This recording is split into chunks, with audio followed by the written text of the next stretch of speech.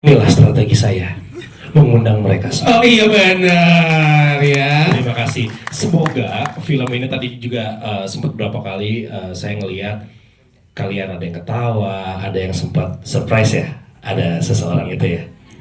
Bingung siapa ya? Iya itu. Dan mudah-mudahan dengan berita-berita dari kalian, postingan-postingan kalian, ini bisa membawa apa ya, informasi atau kabar untuk semua orang untuk bisa menikmati film Melukis Harapan di Langit India ini. Yang pastinya kalau strategi sih kayaknya sama aja ya, sama semua PH juga yang kita lakukan. Yang pasti yang paling kenceng dari kita adalah doa dan harapan, itu sih. Itu dia ya. Doanya juga ya dari kalian ya. Doa dan harapan agar film ini bisa panjang di bioskop. Betul, di akhir betul. tahun, tontonan akhir tahun yang sangat-sangat wajib ditonton. Iya, karena ini juga bisa dinikmati dari 13 tahun ke atas. Itu dia ya. Tadi ada adik-adik kecil juga ya? Ada. Ini adik kecil juga ada nih di pojok situ udah pada gede-gede. Iya benar ya. Gitu.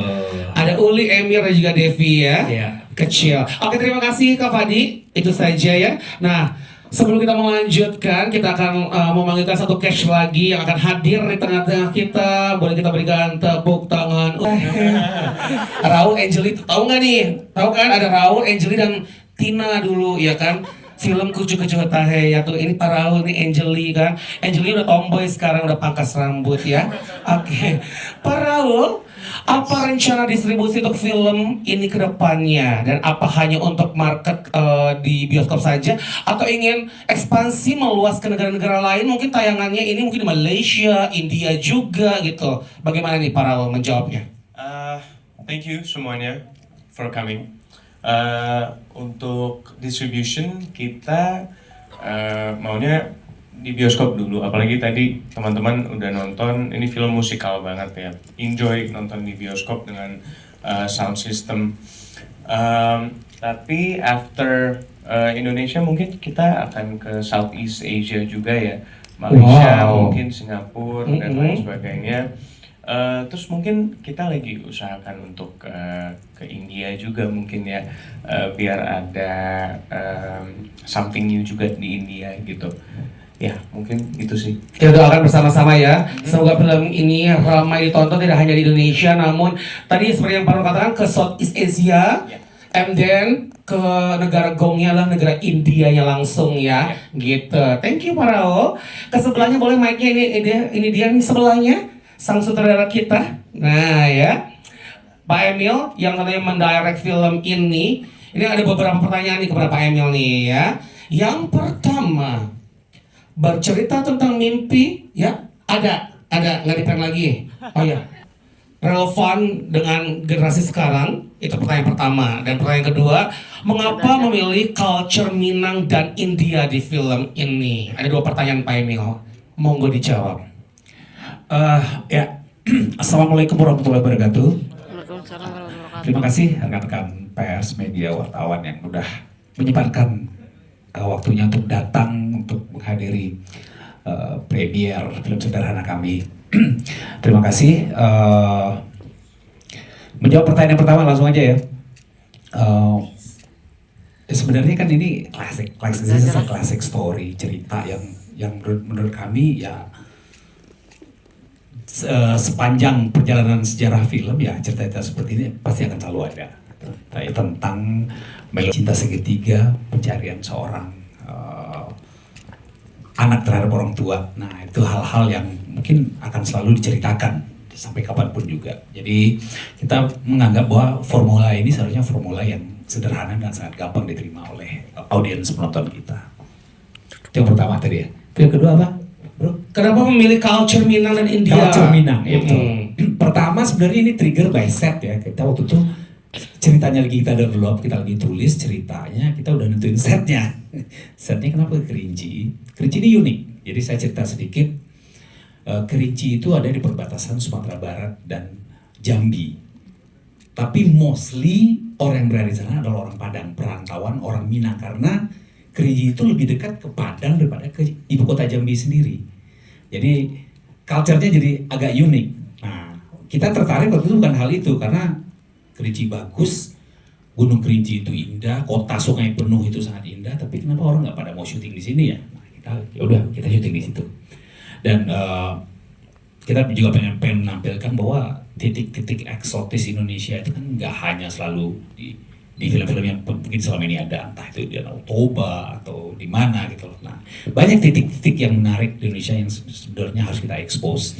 Kita coba di film ini kita berangkat dari daerah Kerinci dan ya itu tadi culture mereka menarik karena mostly di sana adalah orang Minang. Jadi orang Minang yang besar di Jambi, tapi tiba-tiba kok bisa mampir ke India. Nah, itu berbeda lagi. India di sini adalah kita berpikir ya, kalau sekarang kan istilahnya tuh Korean invasion gitu loh, semua orang Korea. Tapi 20 tahun yang lalu itu betapa besarnya India itu ada di Indonesia, mempengaruhi film-film Indonesia gitu. Dan mungkin ini jadi nostalgic, menjadi sesuatu yang jadi menarik. Baik ya, mungkin sebelum kita perbaiki, kita mungkin Al-Fatihah ya buat almarhum Juppe. Jadi ini memang film terakhir Juppe. Kalau saya boleh cerita sedikit, ini adalah sebuah produksi yang prosesnya sangat panjang sekali. Ini long journey, kita start di tahun 2017 dan kita baru selesai syuting kemarin di tahun 2023. Jadi banyak banget kenangan, banyak banget yang come and go di dalam produksi ini. Dan alhamdulillah akhirnya setelah ini jadi dan kita coba tawarkan ke cinema operator malah menyambut dengan sangat baik karena menurut mereka film ini unik. Nah, Juppe ini adalah film terakhir waktu itu saya cukup dekat bersahabat dengan Juppe ya. Dan jadi waktu itu dalam keadaan sakit saya minta dia untuk syuting. Akhirnya dia ada satu syuting as a cameo dan itu sangat berarti sekali. Dan saya selalu berjanji sama Juppe bahwa film ini akan jadi sesuatu dan akan tayang. Dan ini mungkin adalah doa dari Juppe juga. Akhirnya finally setelah perjalanan panjang film ini akhirnya tayang juga. Alhamdulillah. Baiklah, terima kasih. Boleh kita berikan tepuk tangan ya. Kita berdoa bersama-sama doakan almarhumah Julia Perez di sana tentunya bahagia melihat film ini yang finally tayang di tanggal yang cantik juga 12/12/2024 ya. Di mana di tanggal tersebut banyak sekali kalau MC menerima job wedding. Kalau saya nggak mau, saya nolak aja, saya mau nonton film dari Melukis Harapan di Langit India ya. Itu tanggal cantik soalnya ya kan. Dan juga di mana di tanggal itu banyak sekali flash sale dan mega sale ya. Tapi kalian wajib nonton film ini, saudara-saudara ya kan. Baiklah, kita pertanyaan berikutnya kepada Cash. Ini ada adik-adik kita yang sekarang sudah beranjak menjadi remaja-remaja cantik dan ganteng ya. Ada Alfian Dimas, Tifal Fadil, ada juga Naomi Ivo ya kan. Hai guys, apa kabar? 7 tahun yang lalu ini syutingnya ya kan, masih pada kecil-kecil, sekarang sudah pada beranjak remaja ya kan. Seru nggak sih waktu itu syutingnya di Kerinci ya kalian bertiga kan? Bagaimana coba Tifal dulu deh yang cerita. Sebelumnya halo semua. Assalamualaikum warahmatullahi wabarakatuh. Aku Tifal Fadil Haris jadi uli kecil. Nah kalau yang ini uli bakar. Bercanda. Bercanda, nggak sengaja. Kepencet remote. Jadi ketika proses syuting itu yang paling berkesan, sebenarnya paling berkesan itu dari pra-produksi. Karena ini kan drama musikal. Dan aku tuh nggak punya basic nari. Nggak punya basic yang bisa lincah untuk jangan. Iya. Nah itu tuh sampai waktu itu sempat reading juga sama Om Eka Sitorus, sampai dia ikut turun tangan buat bantuin joget bantu, ayo dong masih udah hampir 3 bulan masih mandek aja jogetnya nih. Iya jadi waktu itu belum ada TikTok ya kan? Iya belum ada TikTok. Jadi kalau misalnya udah ada mah udah langsung ini ya, viral ya FYP ya. Iya langsung gini jogetnya. Iya kan? Dulu masih kaku ya Pak ya? Iya dulu masih kaku, terus ya itu sih paling berkesan. Jadi proses nari itu sama reading bareng-bareng bisa dalemin karakter si Uli Bakar ini. Iya. Si Uli kecil. Uli kecil ya kan. Nah ini sebelahnya ada Naomi as a Devi cilik ya, Devi kecil. Selamat sore semuanya. Yang nggak berubah tuh apa coba? Suaranya? Bisa nebak? Selain suaranya, bisa nebak nggak? Apa Apa ya? Senyumnya tuh masih sama ya senyumnya. Emang iya? Iya loh. Aku juga ngerasa aku beda banget dan aku juga belum nonton filmnya guys. Jadi ini aku juga nggak sabar banget. Oh gitu ya? Iya. Masa sih? Iya. Kamu tuh gemesin banget tahu. Aku tuh masih coba untuk inget-inget memori scene salah satunya gitu. Oh, Tapi gitu. yang paling aku inget dan paling berkesan juga adalah karena bener kata Tifa tadi latihannya tuh lumayan lama dan saat itu tuh aku lagi sering banget mainnya film sedih-sedih. Pas aku dapet tawaran ini, filmnya tuh musikal, ada komedinya juga, plus kalau dulu Tifa kan katanya aku ya susah. Kalau aku dulu orangnya ekstrovert parah dan pecicilan banget, jadi suka banget dance. Makanya pas dapet tawaran film ini tuh senang banget, seru dan iya. Dari kecil sekarang kelihatannya kecil lagi ya. Gitu dari aku gitu aja. Terima kasih. Oke, kesebelahnya nih ada Emir kecil juga ya. Halo semuanya, selamat sore. Gimana Mir? Kalau dari dua teman kamu ini kan tadi udah menjelaskan nih. Kalau kamu sendiri seperti apa? Ini kita namanya tim Delulu. Tim Delulu. Tim Ya. Delulu Karena kan kecil. kita punya apa? Geng. Iya, kita maksudnya punya masing-masing tuh delulunya masing-masing gitu kan. Iya. Dari Bruce Lee, ya kan kita punya ini dari Amitabh Bachchan, terus Rhoma Irama. Iya. betul. Kalau untuk proses syutingnya sih fun-fun banget karena kan kita kan di iya di luar kan, maksudnya di Kerinci itu dingin. Yang paling berkesan sih kayak proses readingnya gitu-gitu kan segala macam. Apalagi kan aku kan dari Bruce Lee kan, terus kayak harus belajar double stick dan lain-lain itu agak-agak susah, cuman iya fun-fun aja sih alhamdulillah. Maksudnya alhamdulillah akhirnya kita filmnya jadi juga gitu. Benar ya, ini tim Delulu karena punya idolanya masing-masing. Rhoma Betul, Irama, betul Amitabh banget. Bachchan, kamu Bruce Lee, aku Sailor Moon ya. Oke, terima kasih ya. Terima kasih banyak. Udah beranjak dewasa ya. Berikutnya ini kepada dua tokoh pria kita, ada Kak Mario dan juga Kak Tengku Rifno. Ini boleh jawab ya masing-masing ya kan. Ini kan kalian berdua terlihat berlogat Minang. Cincin permato di jari kaling kiang, cincin siaponan kau maliang. Nah gitu kan. Itu Minang kali ya kan. Nah, untuk kalian berdua nih ya, kira-kira memang ada darah Minang atau belajar sih atau observasi riset dulu apa memang udah darahnya darah Minang nih? Coba siapa Kak Mario dulu, boleh silakan. Udah nggak kentara lagi badan saya. Masa sih? Nggak ada lah saya. Nggak ada lagi. Enggak, saya sudah lama di Jakarta ini. Tangan pendek 5.000, tangan panjang maliang. Assalamualaikum warahmatullahi wabarakatuh. Waalaikumsalam warahmatullahi wabarakatuh. Jadi kalau misalnya ditanya ini selalu ditanyain sama teman-teman gue yang Minang, kok lu bisa bahasa Minang? Jawabannya acok karena berang. Nah, yang ngerti pada ketawa tuh. Jadi emang bener. Jadi gue tuh rumah gue tuh sempat ditinggalin sama nenek almarhumah waktu itu ya.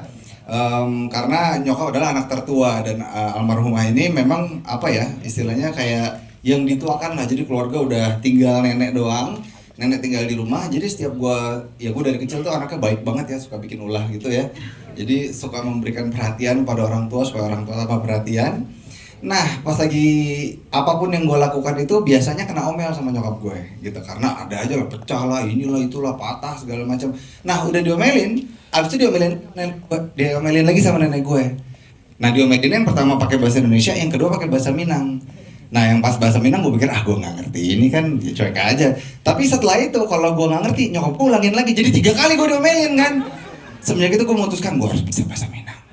Gitu. Dan berhasil ya? Alhamdulillah. Berhasil, tepuk tangan dong. Kalau ini kan rajanya karakter nih, kayaknya semua karakter di film-film dibabat semua sama beliau ya. Kak Tengku Rifno gimana nih?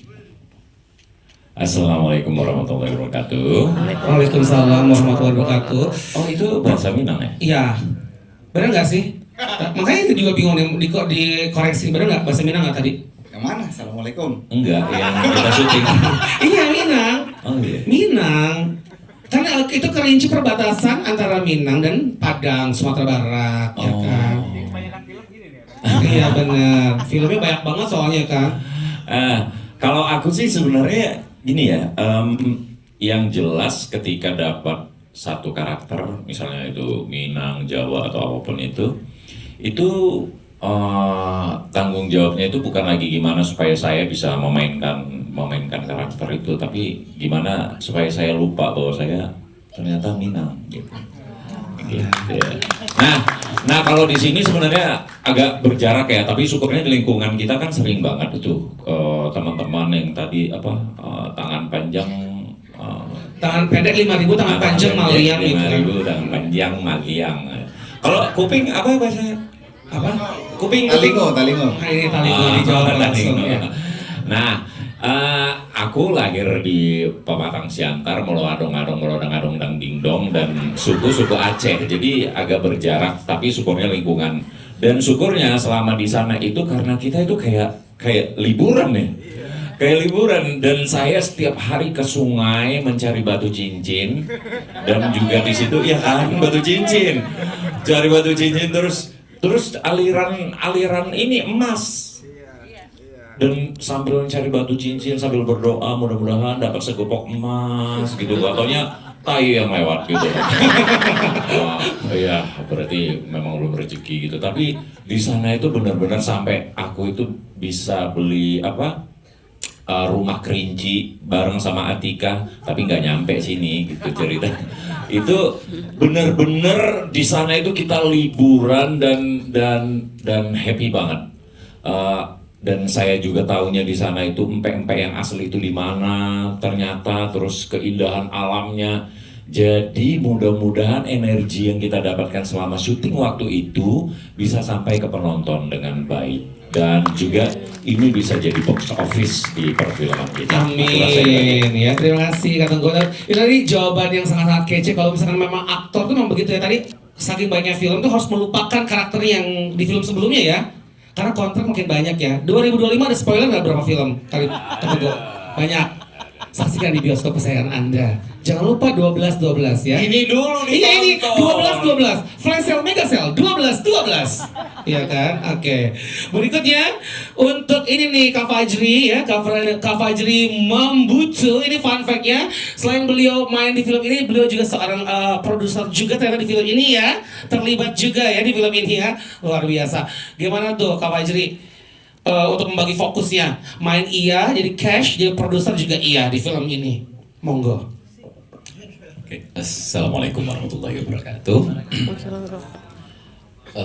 Pertama terima kasih dulu kepada rekan-rekan semua untuk supportnya. Kalau bicara as produser, sebenarnya berat ya awalnya. Tapi kebetulan saya kan kolaborasinya sama Huda Emilka. Jadi ketika ide awal film ini keluar, ketika kita bicara tahun 80-an, 90-an ya deh, bagaimana orang di Kerinci itu hanya punya 3 panduan. Kehidupan itu hanya antara 3 hal, kalau enggak nonton film India, kalau enggak nonton film Mandarin, kalau enggak nonton dangdut. Jadi sebenarnya dasar cerita awalnya kita itu kolaborasinya, pemikirannya sebenarnya dari situ gitu. Bahkan pendalaman karakter, penentuan, oh kayaknya Atika cocok nih jadi ibu. Ya kenapa? Ya karena karakter kuatnya Atika itulah yang sebenarnya mendasari karakternya Devi gitu. Disabotase. Mudah-mudahan teman-teman terhibur dan suka. Kalau memang ada produser dan label di sini juga menawarkan kontrak juga boleh. Tapi untuk diulang kembali, mohon maaf saya tidak mampu. Tapi kalau kamu emang logatnya kan emang ada Sumateranya ya? Karena asli gue orang Minang kan. Pas banget kan? Aslinya orang Minang. Makanya di situ lekoh banget tuh logat Minang. Iya betul banget. Tapi di karakter ini, assalamualaikum dulu lah ya. Iya. Biar islami dikit kita. Assalamualaikum warahmatullahi wabarakatuh. Waalaikumsalam warahmatullahi wabarakatuh. Gimana tadi pertanyaannya? Kan disuruh nyanyi gak mau. Ini Minang kali. Oh Minang kali. Iya. Ya karena emang aslinya orang Minang dan emang gedenya di Minang. Bahkan gue punya tato Minang gitu loh. Jadi ya Minang banget ya, Minang Pride. Minang Pride ya. I love you Minang forever. Oke. Ya. Tadi ini ada challenge nyanyi tapi nggak mau nyanyi. Ya kebetulan kemampuan untuk menyanyi itu belum gua asah lagi, jadi tunggu aja sebentar lagi ya. Ya, sebentar lagi ya. Bikin penasaran dulu. Oke, kita ke sebelahnya. Ini ada Atika Hasilan, ke Atika ya. Ini ibunya Devi melihat tokoh Ida yang sangat menyukai India dan punya karakter Delulu. Nah, kalau mempersiapkan tuh gimana nih Katika nih? Apakah riset dulu? Apa memang langsung? Kan tadi prosesnya juga kata Kak Fajri panjang ya, sampai menentukan Kak Atika ini menjadi ibunya Devi. Setelah ditawarkan dan dapat, gimana nih prosesnya, riset kah sampai ke India kah mungkin, atau memang belajar India dulu apa gimana nih? Coba. Ya, Assalamualaikum warahmatullahi wabarakatuh. Waalaikumsalam warahmatullahi wabarakatuh. Jadi ya pas dapat skrip ini dipelajarin gitu ya. Kalau aku emang biasanya nggak tahu ini baik buruk benar salah gimana ya. Aku memang pemain yang harus mencari logikanya gitu loh. Mau absurd apapun karakternya gitu loh. Jadi waktu itu ngebahas juga sama Uda Emil gitu tentang karakter Ida yang delusinya itu benar-benar ekstrim lah ya. Dan ternyata Coba cek. Iya. Dan ternyata memang ada kesehatan mental ya, namanya erotomania. Ada yang tahu nggak teman-teman di sini? Jangan googling ya. Yang bisa jawab pertanyaannya saya kasih 5 juta rupiah.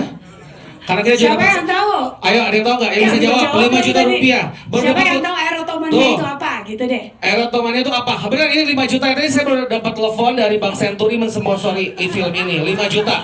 Bank Senturi ya, 5 juta. Oke, silakan. Ada yang tahu nggak? Apa nih Kak? Erotomania. Erotomania. Nah, nampaknya nggak ada Kak. Orang lanjut Kak. Jadi erotomania itu apa nih Kak? Erotomania. Erotomania adalah delusi kita meyakini bahwa orang tertentu itu mencintai kita. Nah, itu biasanya orang tertentu tersebut adalah orang terkenal. Bisa, misalnya saya yakin banget nih Leonardo DiCaprio tuh sebenarnya ngejar-ngejar saya dari dulu. Tapi saya memilih untuk berkarya di Indonesia. Dan sama Rio Dewanto gitu kan.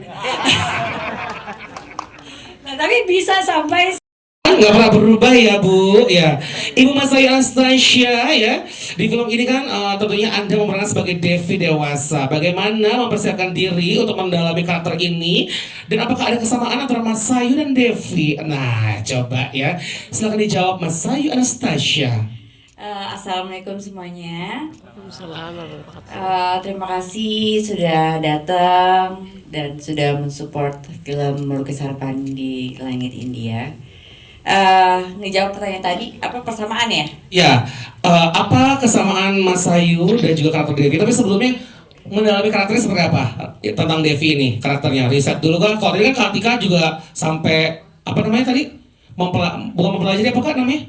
Riset juga ya, tentang si karakter ini. Kalau misalkan Mas Sayu gimana? Kalau aku sendiri sih karena kita readingnya lumayan panjang ya gitu, 6 bulan lebih. Dan waktu kita di Kerinci juga kita sempat ngelakuin reading di saat senggang sama Bang Eka Sitorus gitu kan. Jadi dibilang sulit, ya pasti sulit. Tapi karena reading yang cukup panjang itu, jadi kayak aku tuh udah bukan Mas Ayu gitu, tapi udah menjadi Devi gitu. Kalau dibilang ada kesamaan, paling manjanya ya sama. Manjanya, yang perlu di-highlight tuh manjanya ya. Lalu apa lagi?